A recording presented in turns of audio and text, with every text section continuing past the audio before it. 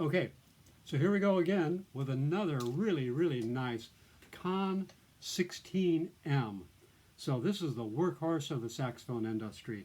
CONN made some of the best saxophones in the world. And this one's just in exceptional shape. We're probably looking at 50 plus years old, and not too bad.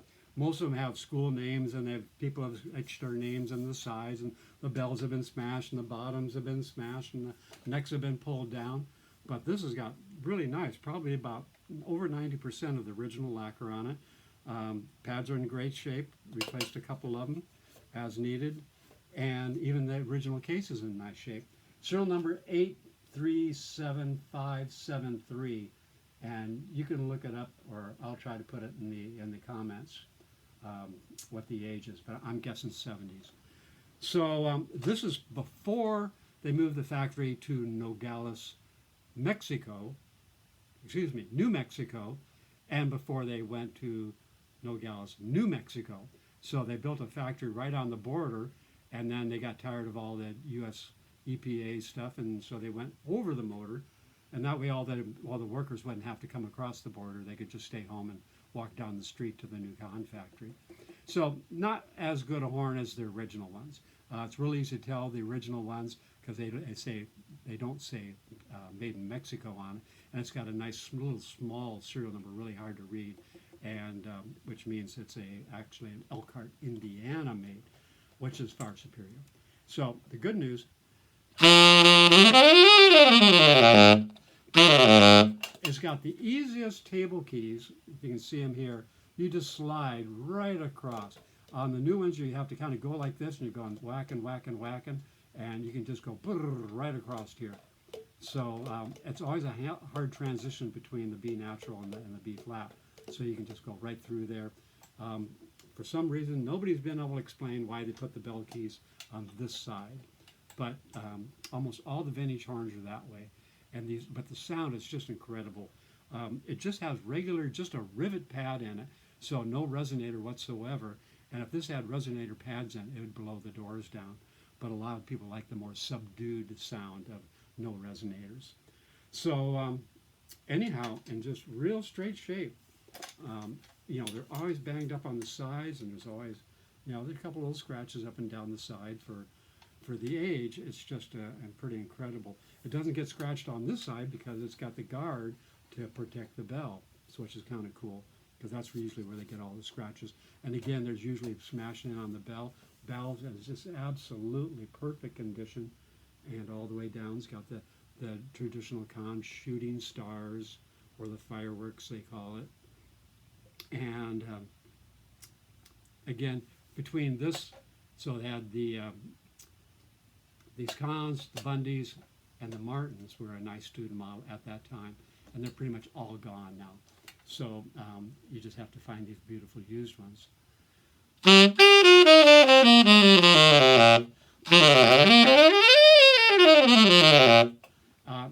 Surprisingly in tune. I just put it on the tuner to see if I was close to in tune, and ran it up and down the scale, and it's remarkably in tune for a student model and for a vintage student model.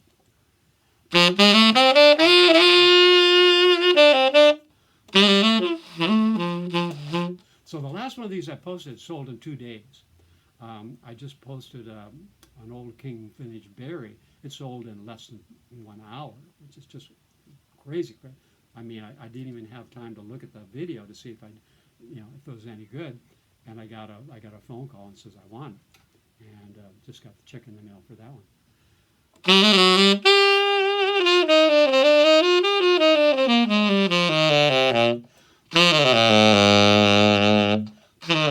You just tried. Really nice and easy. Hard to do with that position. So I'm just going to play a little something quick here, and then I'll give you the web page, and you can check it out. Probably won't go on the web page. It's mostly the pro stuff. Now, the hard part is trying to figure out where to come in.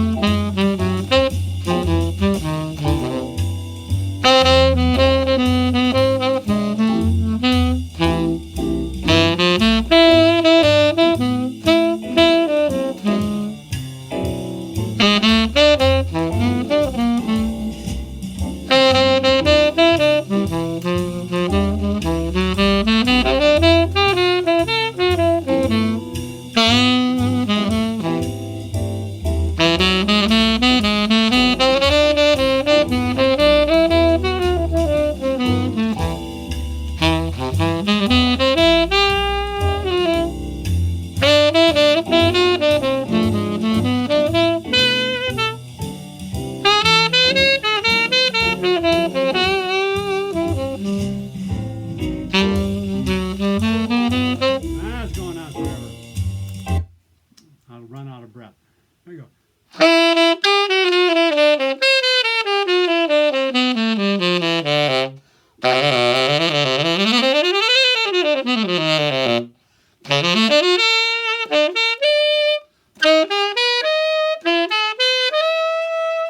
Who needs a high F sharp key? It's a all high F sharp.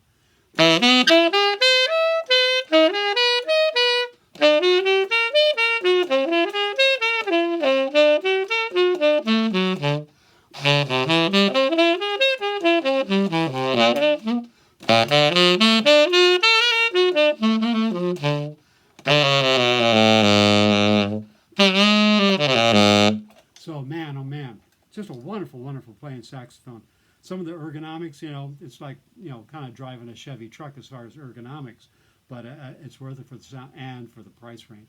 You figure a new name brand saxophone, tenor sax, made in China, are now topping $2,000, and the prices are just going up and up and up. Every horn, I just paid $900 in tariffs on a Yamaha saxophone from Japan. So that's pretty much it for buying stuff straight from Japan. And most people don't know they have to pay those tariffs when they buy something on eBay or such.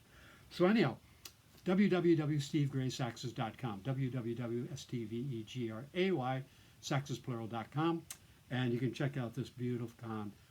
I usually use these for my rentals, but I'm kind of phasing out and selling a lot of my rental horns. I mostly rent just the old Bundy altos to the students, which is the kind of the Chevy to the Ford version of the CONN versus Selmer. So there it is, really clean, and plays great. Pads are in good shape, doesn't need anything. It's ready to go, ready to rock.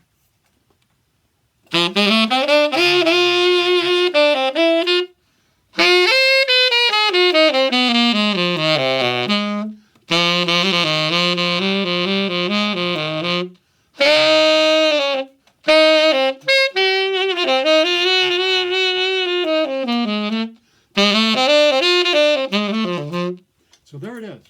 I mean, you can get any tone you can play classical, you can play rock and roll. Great backup horn for somebody who just needs something to play in the barn gigs or the beach gigs, or great horn to start on. After this, I mean, this is like starting with a Chevy or Ford truck, and ergonomics wise that is, but it's worth it for the sound. See the nice engraving on there, shooting stars, or firewicks they call them. And nickel plated, so that just lasts for 1,000 years. I've got CONNs from back to the 1920s that are still just absolutely wonderful horns. The quality of the workmanship out of the CONN factory was just incredible. So there it is, serial number 837573, and again, www.stevegraysaxes.com.